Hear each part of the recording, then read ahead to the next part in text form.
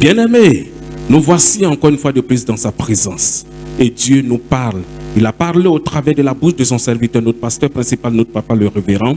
En ce matin, nous allons continuer dans ce même élan, dans ce même thème qui est la croix. Alléluia. La croix, bien-aimés de Dieu, la croix. La croix, le chemin pour notre ressemblance à Christ. Alléluia. Qui veut ressembler à Christ? Si tu le veux, tu fais bien. Mais il n'y a pas deux chemins. Le seul chemin pour pouvoir ressembler à Christ, c'est la croix. Et depuis 2 années, nous sommes là-dessus. Parce que sans la croix, nous ne pouvons rien obtenir de spirituel et de divin. Parce que Dieu a tout mis en son Fils Jésus-Christ, n'est-ce pas? Tout ce que nous cherchons dans cette vie est placé en Jésus-Christ. L'entièreté de ce que nous voulons dans ce monde est en Jésus-Christ.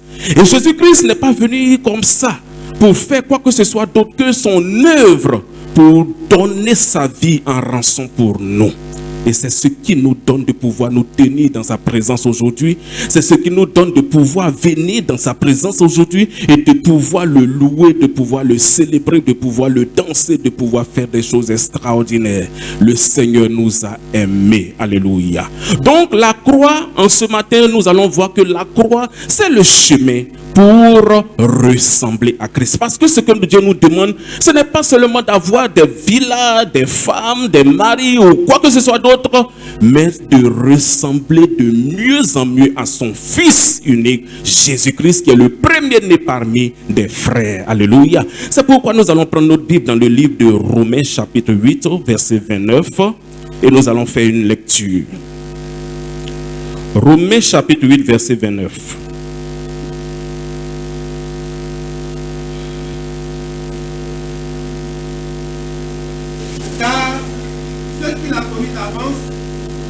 Il les a aussi prédestinés à être semblables à l'image de son Fils, afin que son Fils fût le premier-né entre plusieurs frères. Amen. On peut se rasseoir dans la présence de notre Dieu. Voici ce que Dieu nous dit en ce matin. Car ceux qu'il a connus d'avance, il les a aussi prédestinés à être semblables à l'image de son Fils, afin que son Fils fût le premier-né entre plusieurs frères. Alléluia. Quelle belle parole, quelle belle promesse, quelle belle, bien-aimé de l'Éternel, déclaration pour nous, enfants de Dieu. Et pour vous, qui êtes même aujourd'hui, c'est-à-dire c'est aujourd'hui même que vous vous convertissiez, c'est une promesse qui s'attache à votre vie. Alléluia. Dieu nous dit que nous qui sommes là, il nous a connus d'avance. Il y en a encore qui sont dans le monde, mais il les a connus aussi d'avance. Lorsqu'ils viendront à lui au travers de nos vies, au travers de notre témoignage, au travers de notre évangélisation, cette promesse aussi va s'accomplir dans leur vie. Alléluia. Nous qui l'a connu d'avance, il ne nous l'a pas laissé autrement ou bien fortuitement dans des situations assez difficiles ou bizarres, mais Dieu te dit qu'il nous a prédestinés. Si tu es là, c'est parce que Dieu, dans son omniscience et dans sa préscience, il t'a prédestiné à être là aujourd'hui. Il t'a donné d'avance pour que tu sois là. Il te connaissait, comme il pouvait dire à Jérémie, avant même que tu ne sois dans le ventre de ta mère, je te connaissais déjà. Et je t'appelais déjà par ton nom. C'est pour te dire, bien-aimé de l'Éternel, que tu n'es pas n'importe qui. Tu es quelqu'un que Dieu a connu d'avance et qu'il a prédestiné à l'image de son Fils afin que tu puisses expérimenter quelque chose. Comme il le dit, il veut que non seulement tu sois prédestiné, mais que tu sois semblable. Alléluia. À Jésus-Christ, qui est son Fils. Bien-aimé, si nous venons à Christ, nous venons à l'église, comme on le dit usuellement, c'est de ressembler de jour en jour, de mieux en mieux au Seigneur Jésus-Christ. Nous ne venons pas à l'église pour avoir des voitures, pour avoir des maisons, pour avoir une femme ou bien des maris ou quoi que ce soit. Mais c'est pour mieux en mieux ressembler au Seigneur. Et si cela est fait, ce que nous cherchons là, ça va retomber sur nous sans même que nous ouvrons la bouche pour les demander. C'est de cela qu'il s'agit, bien-aimés de l'Éternel. C'est vrai que souvent nous avons des agendas cachés derrière nous. Nous avons des plans cachés. Et nous sommes venus pour dire, Dieu, nous voici, nous t'aimons, nous voulons ceci, nous voulons cela. Mais le Seigneur qui sait toutes choses et qui n'est pas méchant, qui est doux, qui est bon, le Seigneur manifeste sa gloire comme il le veut parce qu'il est souverain. Alléluia. Et s'il t'a connu depuis longtemps avant que tu ne sois ce que tu es aujourd'hui, bien-aimé de l'Éternel, il t'a réservé aussi des choses depuis longtemps. De belles choses, comme des choses assez difficiles. Mais ces choses difficiles-là, ce n'est pas pour te faire du mal, ce n'est pas pour être méchant, mais c'est pour te donner d'être façonné à l'image de son Fils. C'est pourquoi, bien-aimé de l'Éternel, nous devons nous réjouir en ce moment. Parce que son Fils, il est là. Et comme notre Dieu n'est pas égoïste, il est le Dieu amour qui aime toutes choses. Il dit que son Fils doit être le premier-né.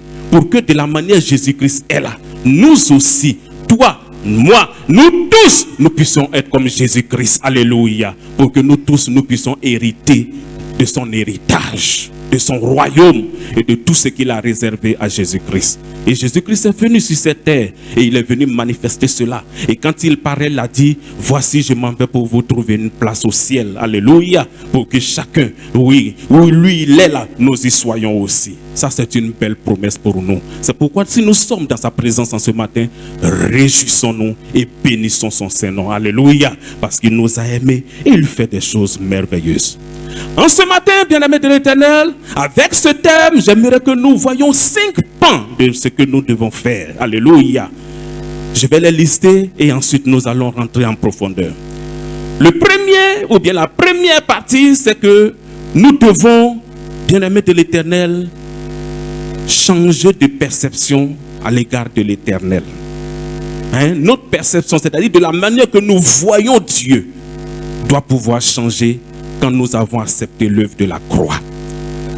Le deuxième, c'est que nous-mêmes, après l'œuvre de la croix, de la manière dont nous voyons aussi, ça doit pouvoir changer. Alléluia. Notre auto-perception, notre nature, alléluia, doit pouvoir révéler ce que nous sommes après avoir accepté l'œuvre de la croix. La troisième partie, c'est qu'avec l'œuvre de la croix, notre communication avec Dieu doit pouvoir changer, évoluer, comme je pouvais le dire. La troisième partie, c'est notre communication avec Dieu qui doit évoluer.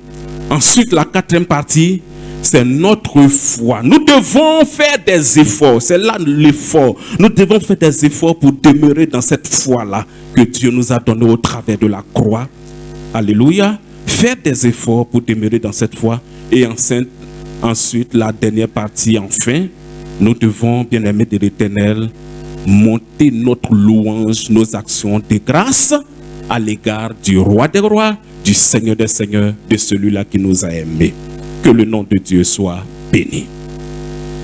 Donc, bien-aimés de l'Éternel, ceci étant dit, nous revenons dans l'ordre des choses pour dire que la croix, sans elle, nous ne pouvons rien obtenir. Sans elle, nous ne pouvons rien devenir. Sans elle, nous ne pouvons pas et nous ne pourrons même pas ressembler à Christ. Et pourtant, ce que Dieu veut pour nous, quand il a permis que Jésus-Christ vienne mourir à la croix pour nous, ce qu'est notre rédemption, notre rachat, sa volonté parfaite, c'est que nous ressemblons à Jésus-Christ. Sa volonté parfaite, c'est que toi, ma soeur, qui est colérique, toi, mon frère, qui est voleur, toi, ma soeur, qui est hystérique, ou bien qui fait ceci, qui fait cela, selon le péché qui a triomphé de nous, toutes ces choses-là doivent nous libérer pour que nous tendions à ressembler de jour en jour, de mieux en mieux au Seigneur. C'est pourquoi la première partie dit quoi? Avant, nous ne connaissons pas Dieu. Et nous voyons Dieu comme ceci, comme cela, comme il est méchant, comme il est ingrat, comme il est jaloux, comme il est bon. Mais depuis que nous devons, ou que nous avons accepté la croix, alléluia, bien-aimé de l'Éternel, ta perception de Dieu doit pouvoir changer. Notre Dieu, bien-aimé, selon la parole du Seigneur, est le Dieu tout-puissant. Alléluia. Il est le Dieu merveilleux. Alléluia. Il est le Dieu magnifique. Alléluia. Il est le Dieu splendide. Alléluia. Il est le Dieu fort. Alléluia. Il est le Dieu magnifique. Il est le Dieu doux. Il est le Dieu aimant. Il est le Dieu qui manifeste toutes ces choses dans nos vies. C'est lui qui est notre Dieu. Et nous devons à chaque instant de nos vies être remplis de cette vérité-là. Notre Dieu n'est pas méchant. S'il était méchant, il allait nous laisser mourir dans nos péchés. Il n'allait pas accepter que celui-là qui est l'unique fils, que lui-même il a engendré, vienne mourir pour nous des pécheurs. C'est son amour qu'il a manifesté pour nous qui a permis ces choses-là. C'est son amour qu'il a manifesté pour nous. Parce que si Jésus-Christ ne venait pas comme un cantique le dit, si Jésus-Christ n'était pas venu pour nous délivrer, qu'est-ce qu'il nous adviendrait? Le diable, qu'est-ce qu'il allait faire de nous? Dieu nous a fait du bien, bien-aimés. Dieu nous a donné sa capacité de pouvoir expérimenter ces merveilles. C'est pourquoi, que ce soit des situations difficiles, que ce soit des bonnes situations de gloire, que ce soit des moments que tu es en train de traverser, mon frère, que tu es en train de traverser, ma soeur, la maladie, que ce soit tout ce qui est intempérie, les vicissitudes de la vie ou bien les aléas de la vie, sache que l'Éternel est le Dieu qui ne change pas.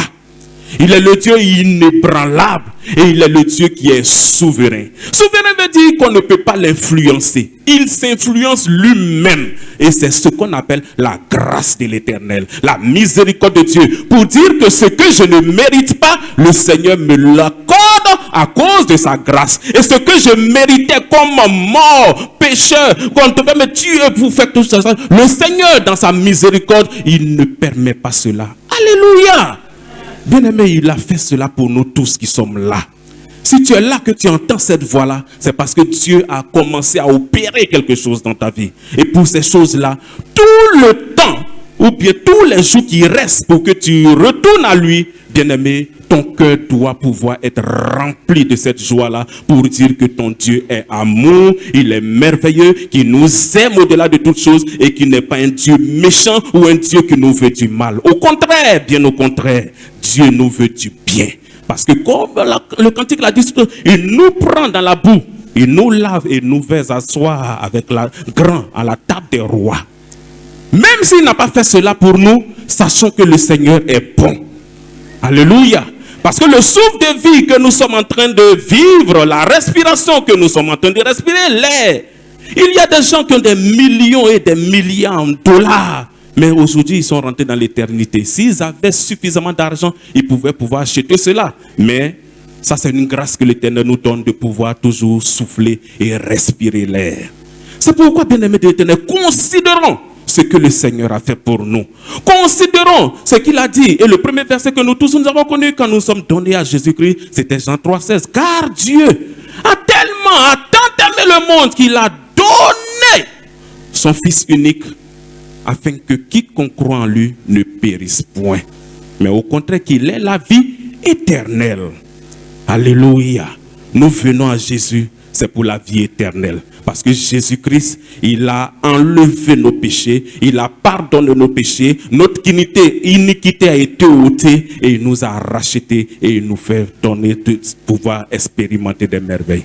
Maintenant, le diable n'a plus son dépôt sur nous, il n'a plus de pouvoir sur nous, il n'a plus d'autorité sur nous, il n'a plus quoi que ce soit à faire avec nous. Parce que en donnant son Fils, Dieu nous a donné toutes choses. Et comme le Seigneur a dit, voici les signes qui accompagneront ceux qui auront cru à mon nom. Ils feront ceci, ils feront cela, ils chasseront les démons, ils parleront de nouvelles langues, ils feront toutes ces choses. Bien-aimés, toutes ces promesses s'attachent à ta vie. Ce n'est pas pour des pasteurs, ce n'est pas pour des missionnaires ou des diacres, ce n'est pas pour des personnes assez spéciales, mais c'est pour tout un chacun parmi nous.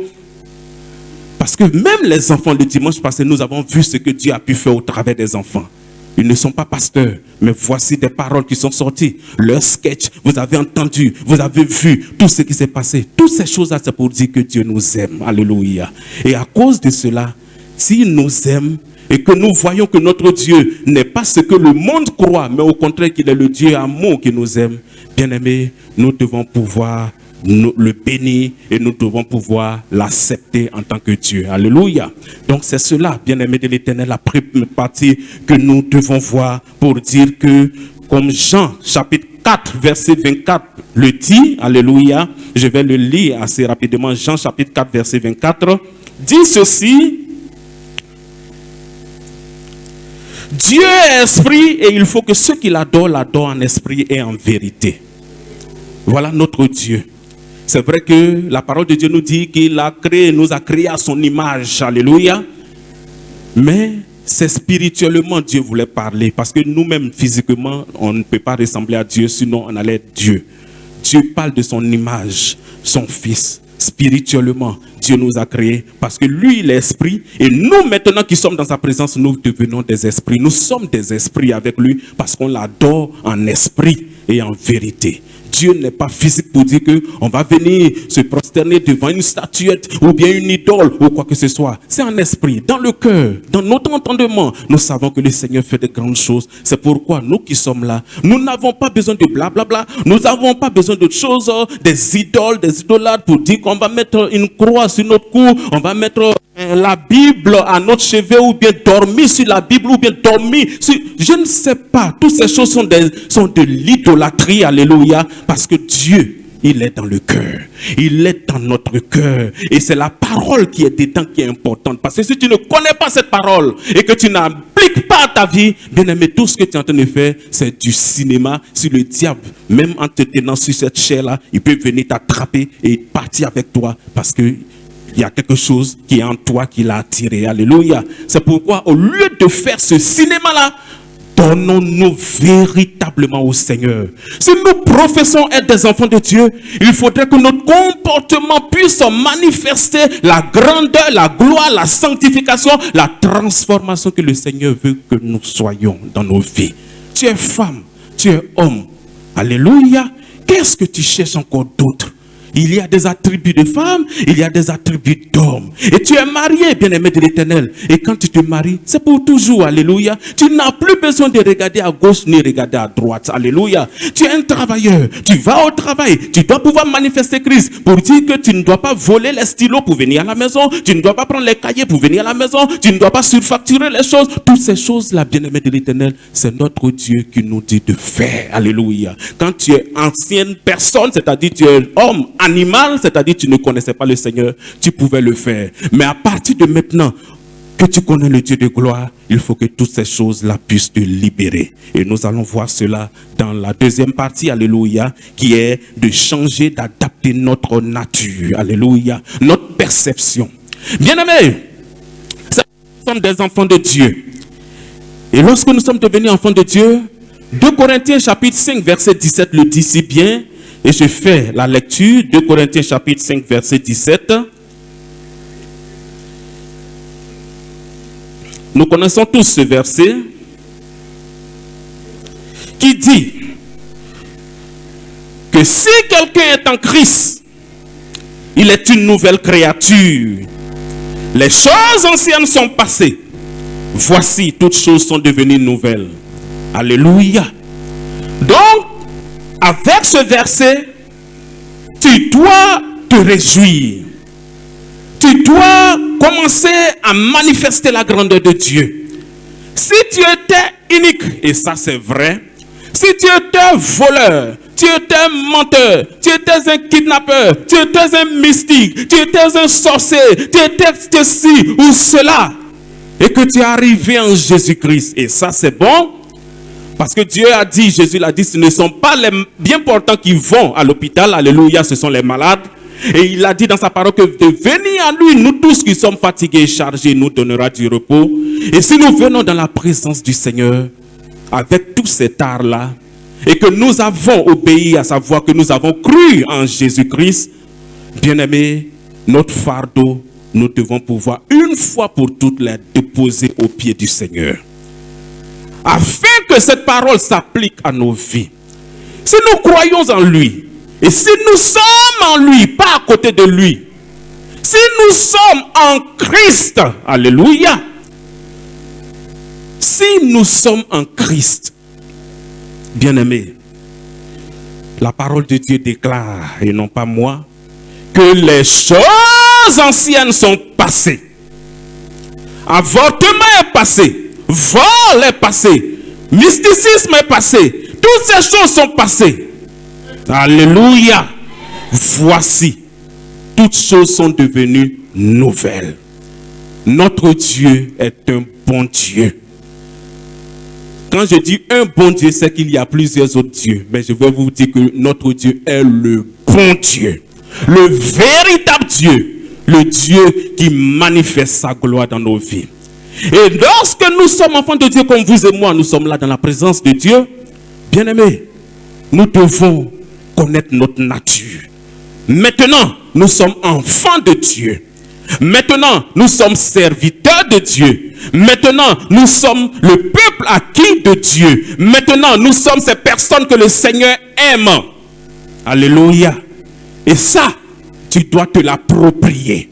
Pour ne pas que le diable vienne chaque fois te chanter à l'oreille et que tu puisses succomber. Tu dois connaître ta position pour dire que tu es enfant de Dieu. Parce qu'il l'a fait avec Jésus-Christ. Si tu es réellement fils de Dieu. Alléluia. Et pourtant, Dieu l'ayant baptisé, lui a dit que tu es mon fils en qui j'ai mis toute mon affection. Mais si lui, le Seigneur Jésus-Christ, l'a été tenté ainsi, qui sommes-nous, bois secs, pour ne pas pouvoir être tentés? C'est pourquoi le diable viendra. Tu seras au travail, il va venir t'enquiquiner. Tu seras dans ton foyer, il t'enquiquinera. Tu seras à la maison ou au quartier, il va venir t'exacerber. Il va venir faire des choses.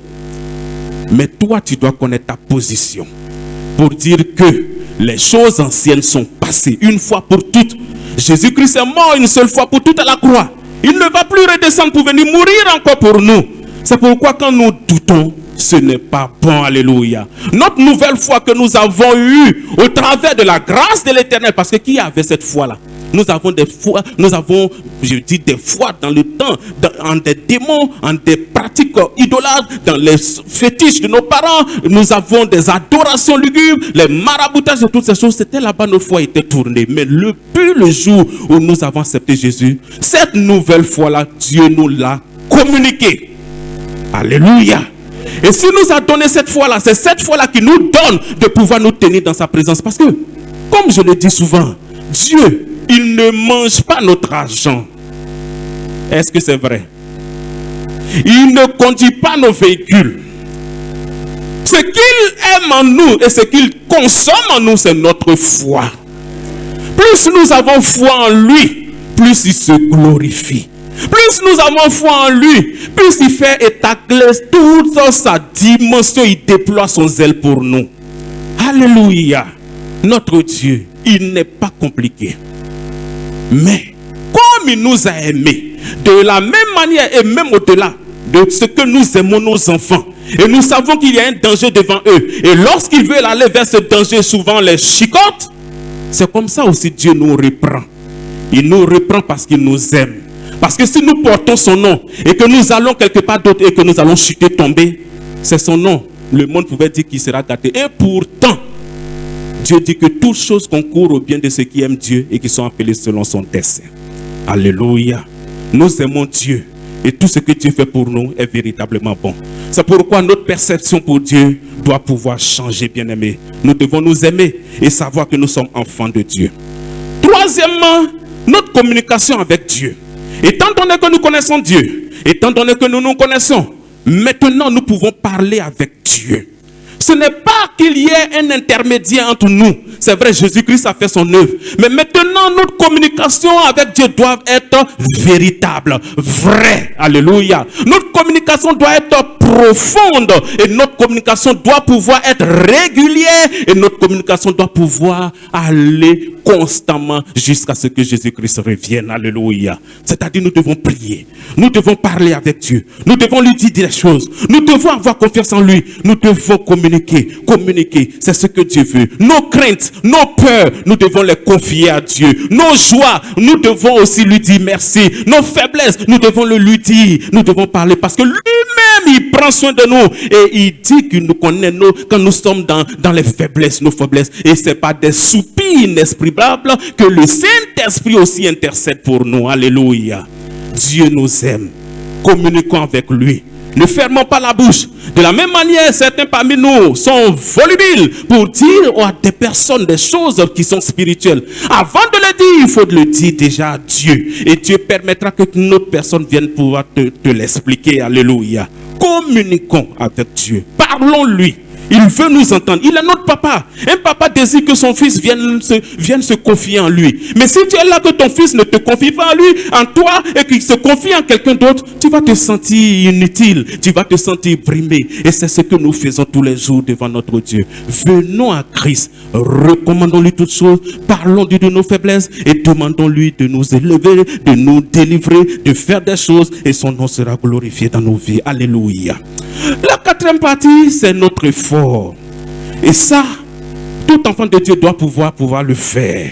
Notre persévérance, notre effort dans cette nouvelle foi que nous avons eue, c'est-à-dire la foi en Jésus-Christ. Quand je dis nouvelle, c'est nouvelle par rapport au monde. Alléluia. Mais nouvelle, nous sommes dedans depuis 20 ans. C'est une nouvelle foi, mais nous savons que c'est à cause de Jésus-Christ que nous avons cette foi-là. Bien-aimés, ce que Dieu veut nous dire par là, c'est que comme Jacques 1, chapitre 22, chapitre 1 du verset 22 au verset 24 le dit, nous ne devons pas être des auditeurs oublieux. On a entendu la parole et on s'en va et on oublie ce que nous avons entendu. Vous allez lire cela à la maison. C'est comme quelqu'un qui a pris son même miroir, mis devant lui, en train de se regarder. Ah, je suis joli, je suis ceci. Et lorsqu'il quitte là, il a oublié ce qu'il était. Alléluia.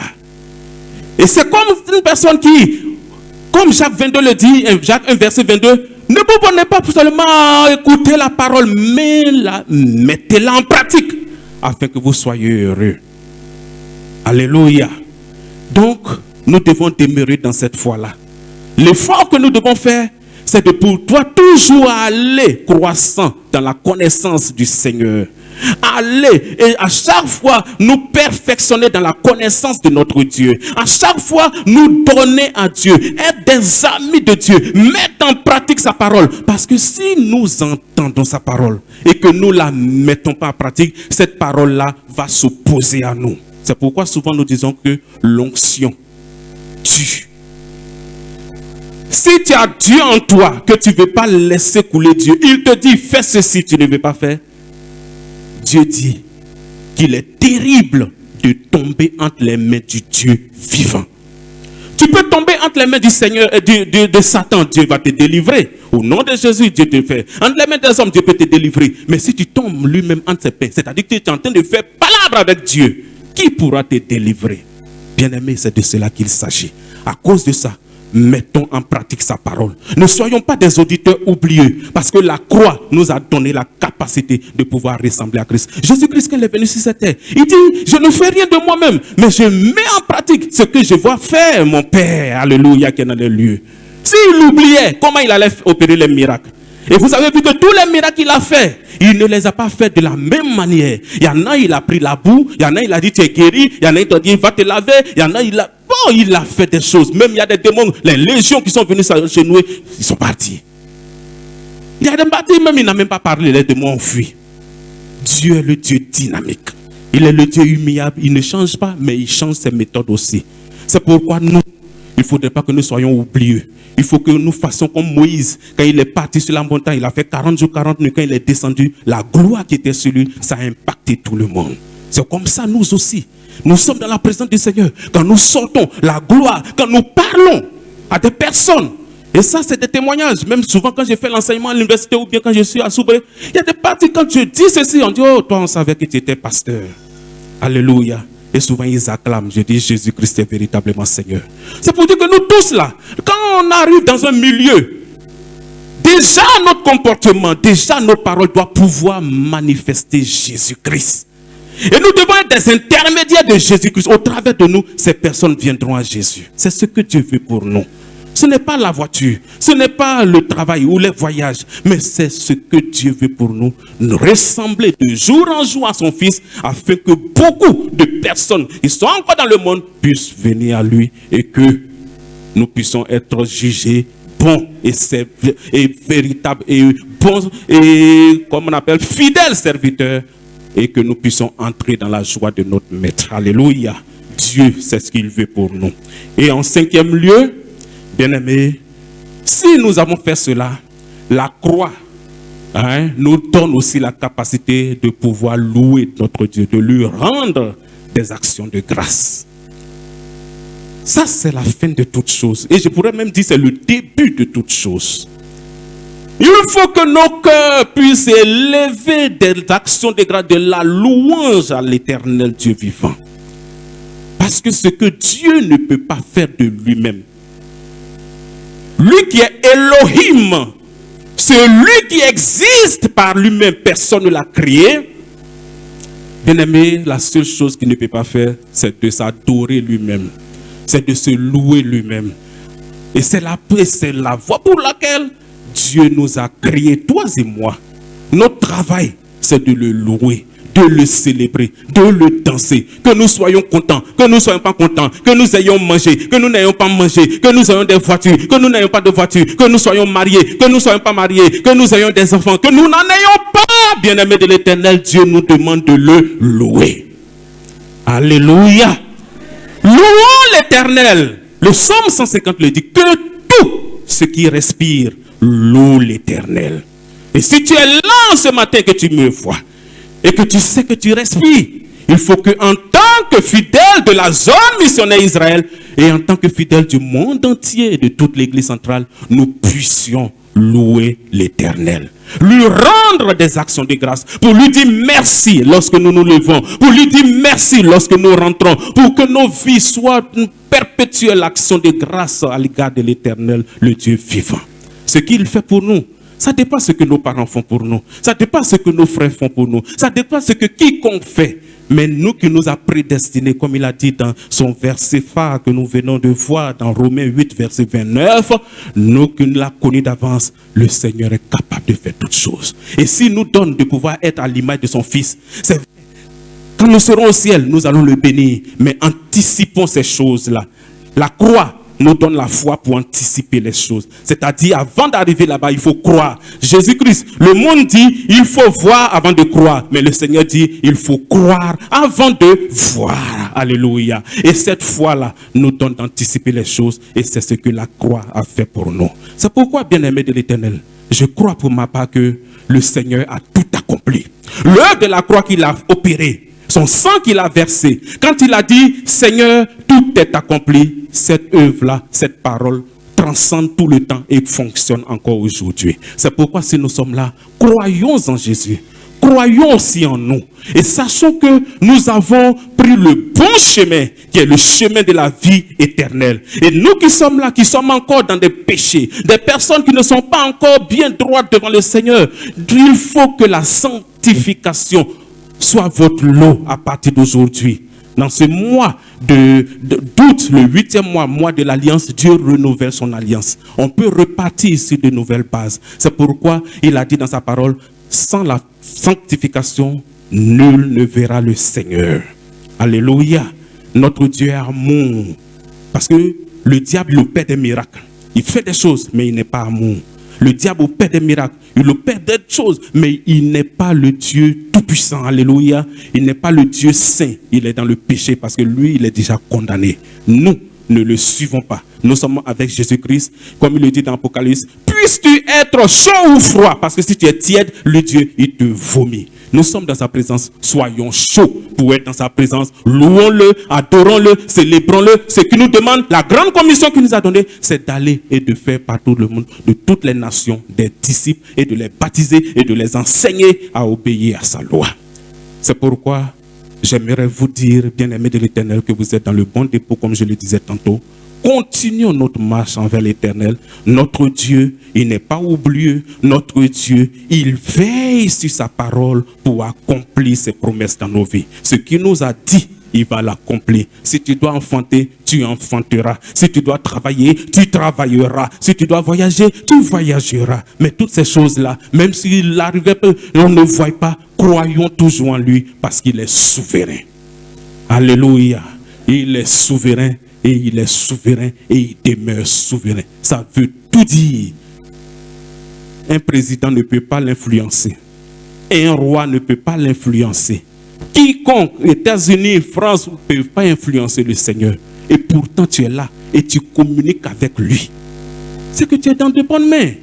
Alléluia. C'est que tu dois prendre conscience de ce Dieu-là. Et tu dois prendre conscience de ta position. Et que si l'amour est manifesté en toi, et que tu crois que la croix, il a tout fait, il n'a plus de malédiction qui pleure pour toi, bien-aimé, sache que le Seigneur a fait de grandes choses. Acclamons-le et bénissons son Saint-Nom. Que Dieu nous bénisse.